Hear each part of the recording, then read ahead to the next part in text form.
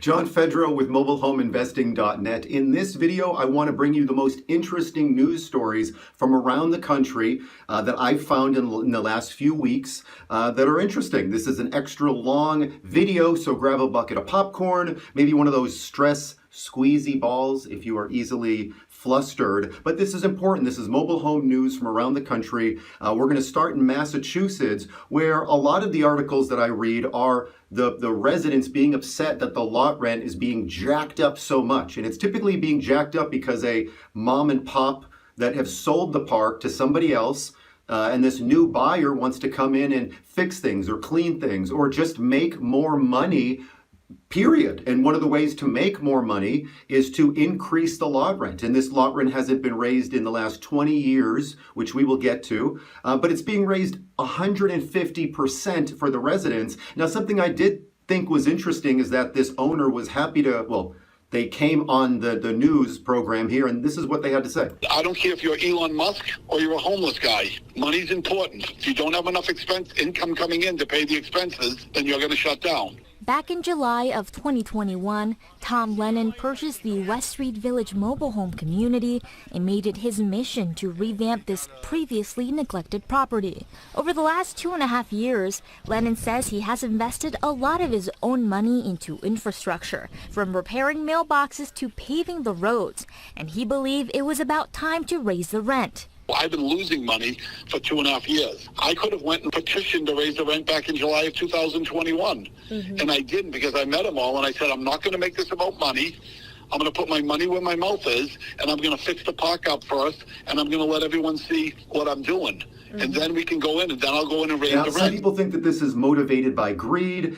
This news report goes on to say that there's plumbing problems, there's water problems in the park. So perhaps the owner should have addressed those more serious problems, because some people don't mind living with the bumpy roads, or there's no gate out front. I mean, if you're going to ask people, would you rather a rent increase or have a new paved road? A lot of people would rather keep the money in their pockets. And he didn't want to raise rents during COVID. But when you do buy a park, it's very normal that lot rent is raised a little bit. If this gentleman would have raised them 25% year after year, that wouldn't have been great, but he would have had a much less of a sticker shock than going 150% for all the residents that are there. He clearly sounds like he did care about the people, and anybody new coming into the park, if we can say one thing, is like the new people coming in, they should be brought to current market levels. Now, I did some research about Massachusetts rent, and in the last 20 years, I was expecting the rent to have increased way more. But here on depotofnumbers.com, from 2005 to 2019, rent only went up a small amount, from under $1,200 to $13.91 or something like that. So not a ton. I was expecting way more of rent to skyrocket in the last 20 years, but so that's one thing, is lot rent or rent hasn't gone up across the state as much as I thought. And I did a little bit of research calling around to parks in that area near Springfield, Massachusetts, and the lot rents I found were $300, give or take, and that's for family parks that are just sort of average. So him going from, unless I'm wrong with those numbers, him going from in the twos to over $500 or in $500, that's a big jump up. Granted, it does sound like he spent money, but that's not the way to do it. This is obviously going to be bad press, and it just could have probably been done better. It's maybe nobody's fault per se. I don't know what's in this guy's mind. That's my opinion and thoughts. I'd love to pass the question off to you. What are your thoughts if you live in a mobile home park, if you experience really unjust rental increases? But yeah, 150%, like in no way I think that that's normal. But there's no law in many states of how much rent can be increased. But you want to take care of your people. I mean, your business is the people, and to take care of them, and it's got to be somewhat of a give and take. So I'd love to hear from you down in the comments below. What do you think about that first news article? For this next news story, we're sticking to New England, and we're going to Maine, where there's a new law being proposed in Maine to allow mobile homes and modular homes and manufactured homes to be built where only single families are supposed to be built. Land has certain zoning to it in city limits, usually. In the county, it's sometimes a free-for-all. But in city limits where it's incorporated, the city officials, whether that's one city planner, whether that's a board of people, they typically have their noses turned up to manufactured homes. They might also not bring in as much tax money. So people love houses. And this bill is proposing on those single family home lots where you're only supposed to have a single family home, whether it's a little tiny shack, whether it's a mansion, you can go ahead and put a manufactured home or a modular home, which are very different. Mobile homes and manufactured homes are not built to the same codes as modular homes are. Modular homes are built to local codes similar to houses. So if you have a house and a modular home, they're built to the same code. So I could see maybe where that would pass. But the cynic in me thinks that most people are going to say, not in my backyard, and this is going to be fought. As much as people know that affordable housing is a real need across the country, I do not believe that this would pass. I hope that it does.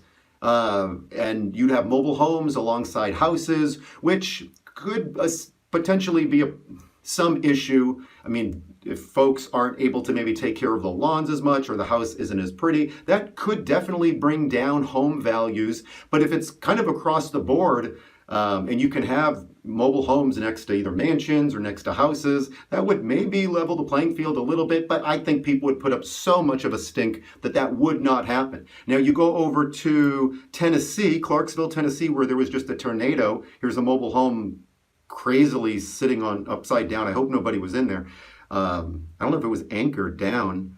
Looks like it's like perfect. It wasn't ripped apart or anything. It was just flipped over. Usually they're anchored down into the ground. This was not anchored enough. But now what you have here is the reverse. You have mobile homes that are on mobile home only lots with the designation of RM1, RM2, where it's just usually for mobile homes or manufactured homes. And now the city officials are saying, yes, let's go ahead and allow them to build single family houses there. So it goes one way, where the progress of now you can build a house there, which takes over a year, which is going to cost $200,000, $300,000, $400,000, which a lot of people don't have, which is one of the purposes of that bill from Maine, to allow more people to be able to put homes quicker, and maybe they're nicer homes. Maybe it's where in Maine they're meeting in the middle that, the homes have to be from the 90s or the 2000s or 10 years old or something like that, where you can buy today a newer home for $60,000, $80,000, the double wide, you're paying a little bit more than that. But for a brand new,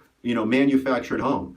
So that's my thoughts. I'm curious what you think. If you want to comment down below, would you live next to a mobile home if you lived in a house, or would you want to bring a mobile home into where the house is? There's pros and cons to that. I'd love to hear from you down below.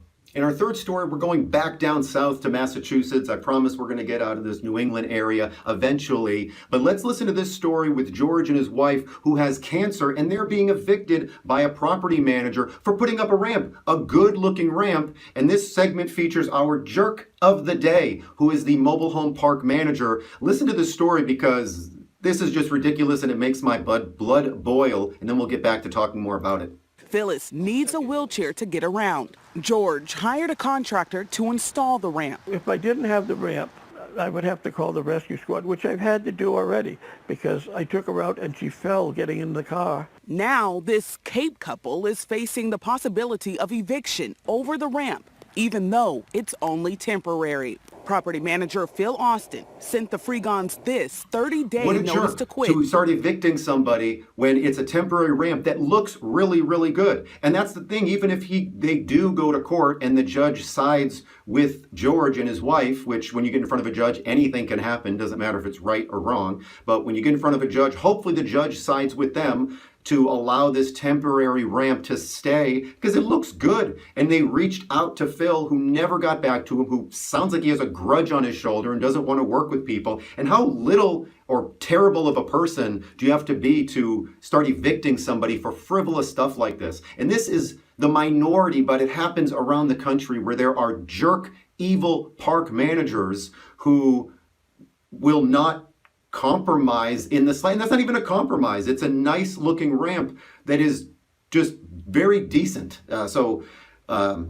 If they do win the court case, they are really not winning because that manager is probably still going to be there, still going to make their life difficult to live in peace, or when they want to go and sell the home, the park manager is going to make it difficult for them to sell the home. I mean, this is just an awful situation that I wish in more states there was a channel to talk to like the attorney general of that state and really go after evil park managers. And I've seen them worse in my career, but this is pretty bad. Hopefully something does come of this news report, and George and his wife can get a little bit of peace, and hopefully she's safe and recovers from this cancer. One of the biggest topics that I see when it comes to mobile home news around the country are fires. Fires breaking out in mobile homes for a variety of reasons, and maybe where it would have lasted or would have taken longer for a single family home to go up, whether that's wood frame or block construction. With a mobile home, one of the sayings that, they're tinder boxes. The older ones, they sort of can be. And if you have a lot of stuff on the ground or a hoarder, or you have just old furniture or any furniture, a mobile home's definitely going to go up in flames faster, and that can cause people to be hurt, lose their lives, loved ones, pets. If you go to my website, there'll be a list of ways that you can help prevent mobile home fires if you live in a mobile home or know somebody in a mobile home, because it just takes one accident for them to, really be in trouble. And if fires weren't scary enough, imagine walking out of the front door of your home and just falling into the ground like a trap door from an old cartoon. Well, that's what happened in California. A woman walking out of her mobile home fell 25 feet. Luckily, she was okay. She was able to be rescued by the fire department and paramedics, and she was okay. But crazy story of just, we don't know what's going to happen at any time. So hug your loved ones and appreciate every day that you have, because life is crazy and you never know when you're going to fall into a sinkhole. From California, we go over to Arizona, where, if you can believe it or not, mobile home parks can allow people to not have ACs in their homes. Well, that's not completely true. And this is kind of around the country, so it's not actually that much of a surprise to me. If you own a mobile home park, you can tell the residents to not have window air conditioners in the windows, which when I first heard this many years ago, I didn't think much of it. But when you do live in the South, when you live in Arizona, where there's been crazy heat for the last couple of years and record-breaking temperatures, you have a lot of people passing away and dying in mobile homes, when mobile homes only make up a fraction of the population. And you have a lot of deaths happening from heat strokes. And so to not allow people, at least temporarily during the summer times, to have window AC units because they don't look as nice in the park, I think that's ridiculous. I am not for big government stepping in, but in this case, to force park owners to allow people to have awnings over their homes, over their windows, and then an AC unit in the window, so be it. Maybe there can be a compromise where the AC units are in the back of the home so that they don't they don't ruin the look, the aesthetic of the mobile home park as you're driving through. People don't like to see those window air conditioner units. But if it's a combination or a decision between saving some lives and having ACs for, half of the year, there's just a no-brainer. And the parks that don't even allow this, or it just, period. That's my opinion. I'm curious if you live in a park where they require you to do something ridiculous, and if it's like against the health of you or the residents. What are your thoughts? I'd love to hear from you if you want to comment down below. Now we go to the great state of Illinois and Bloomington. I thought this was a great article. It popped up in my feed, and all it is just a 2-bedroom mobile home in Bloomington for almost $45 grand, which as a mobile home investor is way too much for a 2-bedroom. But that's it. It's like not even anything that happened. It's just this home for sale. There's nothing going on in Bloomington, and that was the best news article that they could come up with for the day. They needed something to fill the space in the headline, so that's what it is. I thought that's the best feel-good story that you're going to get on this video today. And for the last article, with the last wardrobe change of the day, we got the 10 states where mobile homes are the most expensive. These are just used mobile homes. These are not new mobile homes, from what I can tell. And in what we got in number 10 is Vermont, which makes sense. Vermont's pretty expensive. Then Tennessee, surprisingly, Oregon, North Dakota, Utah. I think you have a lot of Californians going from California over to Utah.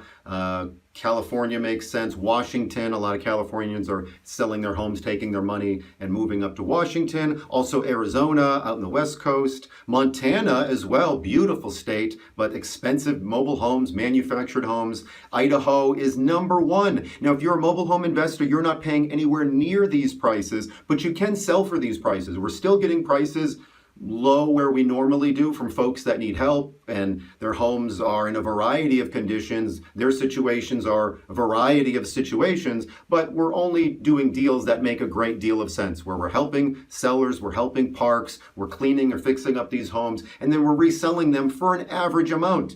If you're selling on payments, you can do quite better, and then you're helping somebody that doesn't have to get a loan. They can pay you for 5, 10, 15 years. If it's on land, it's going to be way more than this, because this is just the price of the mobile home. On the flip side, if you're looking for the least expensive states, Kansas, Ohio, Nebraska, Indiana, and Connecticut, of all places, I would have thought Mississippi, Texas, Florida, Louisiana would have been on the list somewhere, but I guess Kansas and Ohio and Connecticut are somehow cheaper, which doesn't make sense. But hey, that's what this news article says from Yahoo Finance. I hope that this was fun. If you have any comments about any of the stories, please comment them below. If you like this type of news reporting, then I will do more of them. So let me know in the comments. If you have any general questions, you can always reach out to me down in the comments as well. Thanks so much for watching. Have a good day. Bye.